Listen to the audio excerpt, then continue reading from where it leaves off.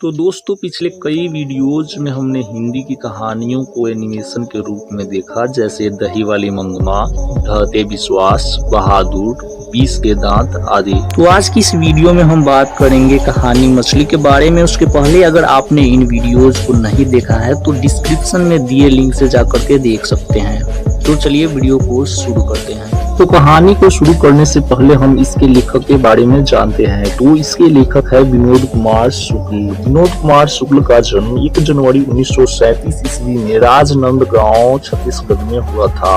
उन्होंने बीटी के रूप में प्रधानाध्यापक को अपनाया। वे इंदिरा गांधी कृषि विश्वविद्यालय में एसोसिएट प्रोफेसर थे।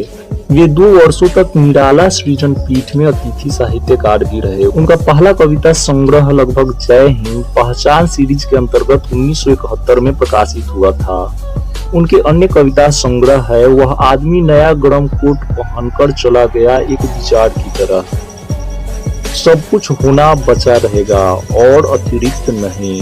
उनके 3 उपन्यास नौकर की कमीज, खिलेगा तो देखेंगे और दीवार में एक खिड़की रहती थी तथा 2 कहानी संग्रह तीर पर कमरा और महाविद्यालय भी प्रकाशित हो चुके हैं।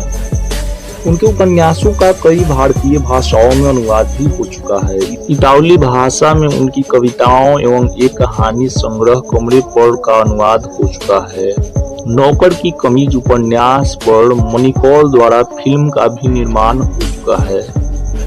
विनोद कुमार शुक्ल को 1922 ईस्वी में रघुवीर सहाय स्मृति पुरस्कार तथा 1977 ईस्वी में दयावती मोदी कवि शेखर सम्मान और 1990 ईस्वी में साहित्य अकादमी पुरस्कार प्राप्त हो चुके हैं।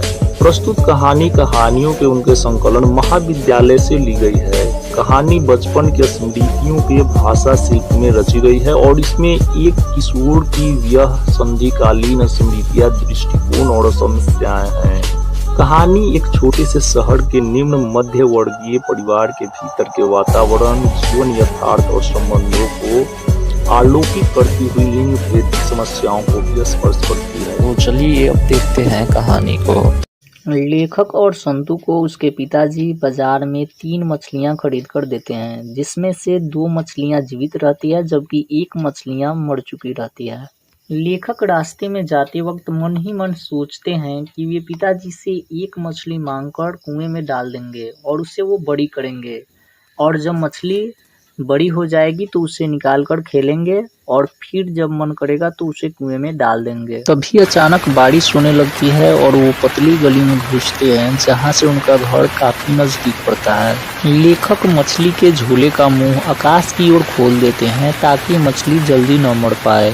तभी अचानक एक मछली उछलती है और झोले से निकलने से बचती है। संतू बारिश से भीगने से बचने के लिए एक मकान के नीचे जाकर खड़ा हो जाता है और घर पहुंचकर स्नान घर में जाते हैं और उसका दरवाजा बंद कर मछली को आधे बाल्टी पानी में डाल देते हैं। एक मछली उछलकर बाल्टी से बाहर निकलता है तो लेखक हाथ लगाकर ढूंढते हैं और उसके बाद लेखक संतू को अपना कपड़ा निचोड़ने के लिए कहते हैं क्योंकि वे दोनों पूरी तरह से भीग चुके होते हैं।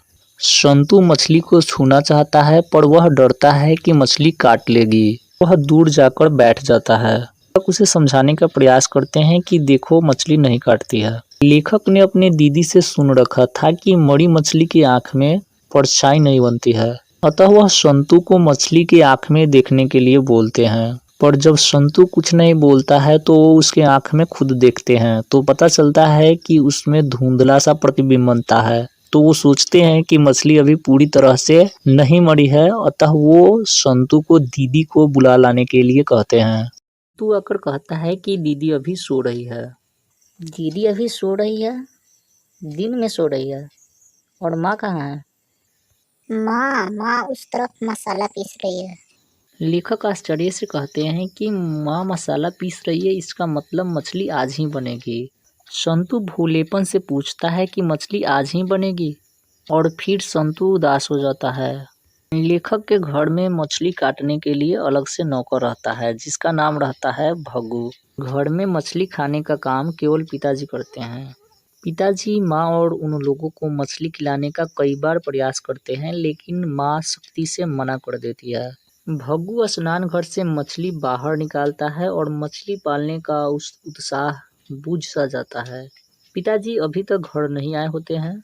जब दीदी इन्हें गीले कपड़े में देखती है तो इनके कपड़े बदल देती है और पुनः अपने कमरे में जाकर सो जाती है। उसकी तबीयत कुछ ठीक नहीं लग रही थी। संतू एक मछली लेकर कुएं की ओर भागता है और भग्गू उसके पीछे पीछे मछली छीनने के लिए दौड़ता है, क्योंकि भग्गू को डर रहता है कि पिताजी संतू और उसको डांटेंगे। और जब लेखक बाहर आकर देखते हैं तो तीनों मछलियां कट चुकी रहती है और दीदी कमरे में रोती रहती है।